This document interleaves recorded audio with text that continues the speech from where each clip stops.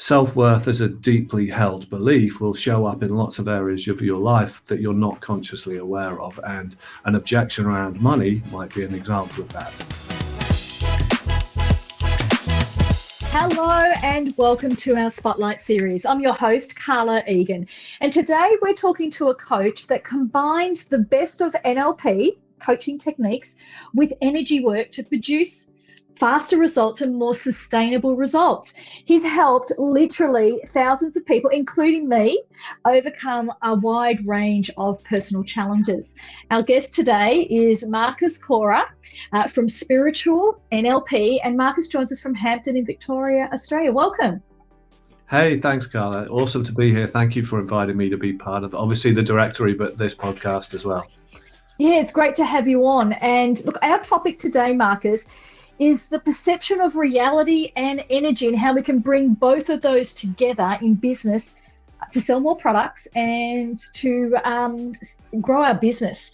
So this is a really fascinating topic, and I know this because I've had personal experience from working with you and on your programs.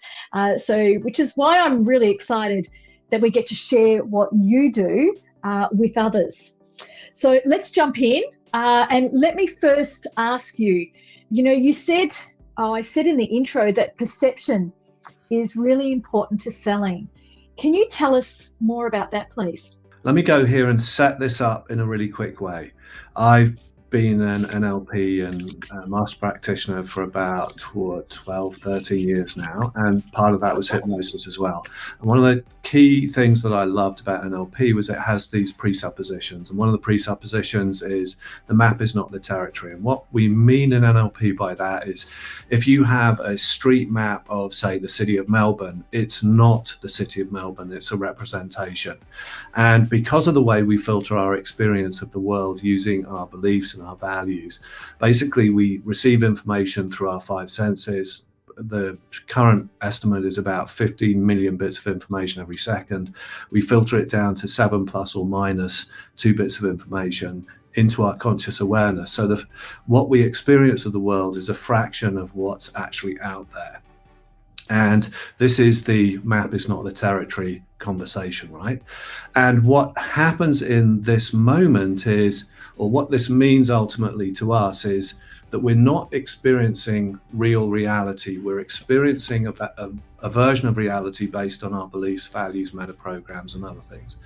And the reason why this is important is it means that everybody we meet is, our world only exists in our head. And if our world only exists in our head, then everybody we meet is just a reflection of us. So on this call, there is really only me, because, Carla, you are my representation of you, right? And there's only you, and I am a representation of you to you.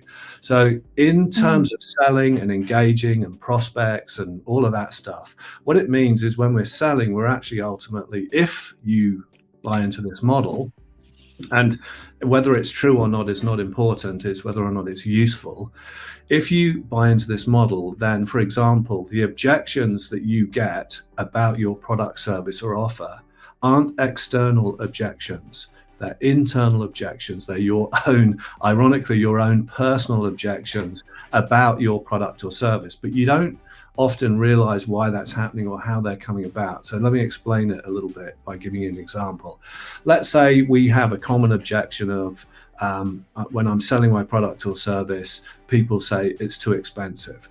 Now, realistically, they're not saying it's too expensive. It's your projection of them that says that it's too expensive.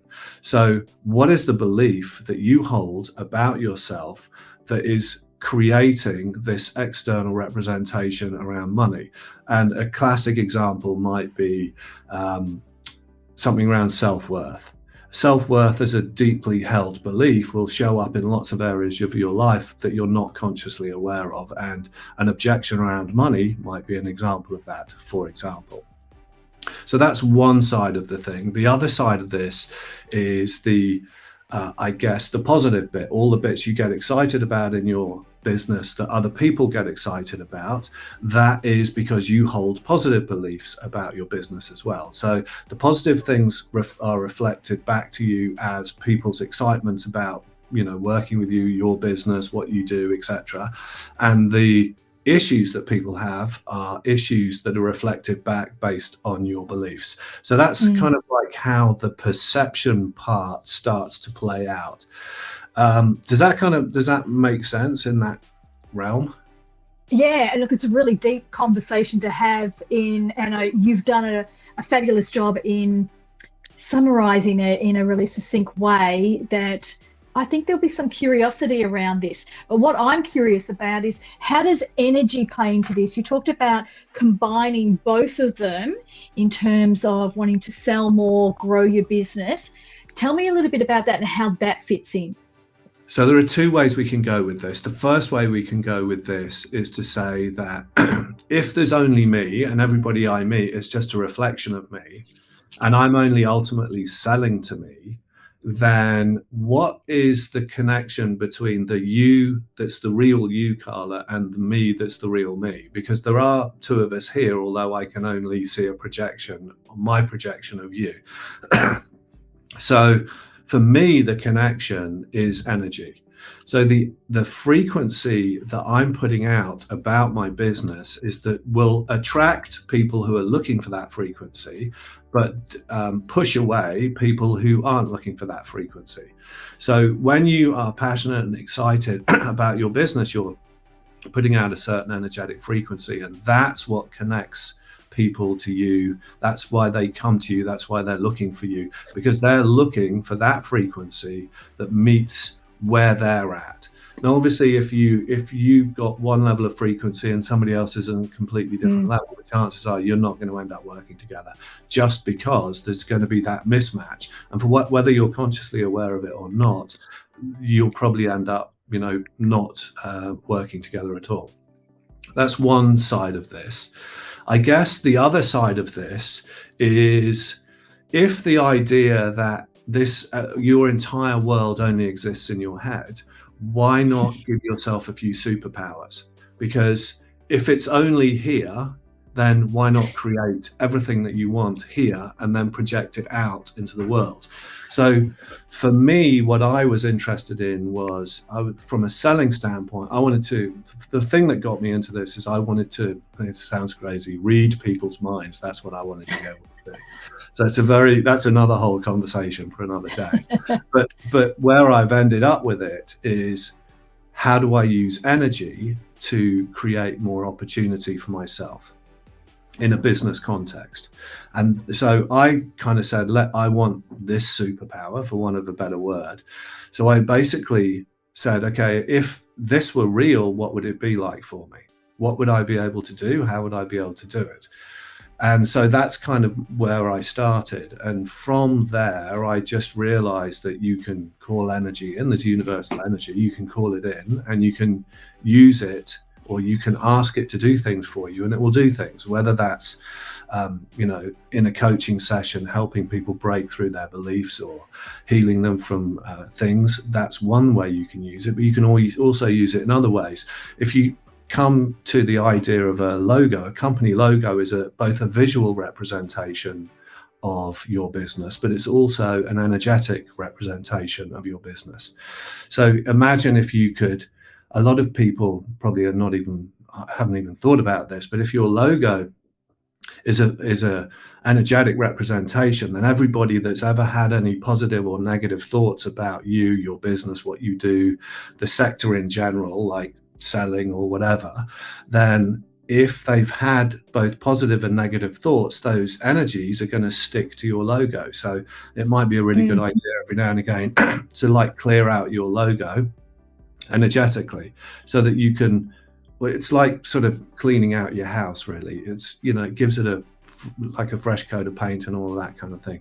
It resets it energetically so that you can go back and then put the energy that you want into it, rather than leaving it to chance. But I guess, as I say, most people haven't thought about things like that before. This is a really great conversation. I've written some key words that you've said, Marcus. The energy, frequency, superpowers. Which prompts the question.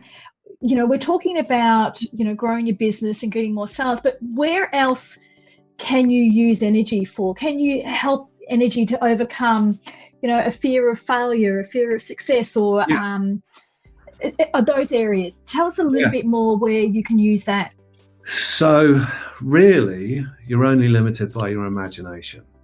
Let me kind of go here and say this. Suppose energy is real, that you can call it in and that you can flow it into something, whether that's a person, an object, or whatever. Now, if you believe you can do that, chances are you'll be able to do it. So in my experience, the things that I've worked with people on, their deeper held limiting beliefs or whatever, those beliefs are just an energetic frequency, right? And if you have a higher frequency, because you're calling in a higher frequency energy and you flow it into the person with the issue, chances are that issue will go away because the higher frequency energy will dissolve the lower frequency energy. So that's a very simplistic way to answer that question. It reminds me of you're tuning into a radio station. It's about what frequency you're on. So for people that are listening, Marcus, business owners, salespeople, the general public, they want to know more about this. Where can they access the tools and your programs? A lot. So this is in the works right now. I have got one example of a program that's up right now, and I'm going to launch the other one. I've just been super busy. But if you go to spiritualnlp.com, all the programs that I'm going to be creating will be on there, and they're also on Udemy as well. But it's because it's all about helping people. Terrific. And my final question to you, Marcus, what does listing on the coaching directory mean for you and your business?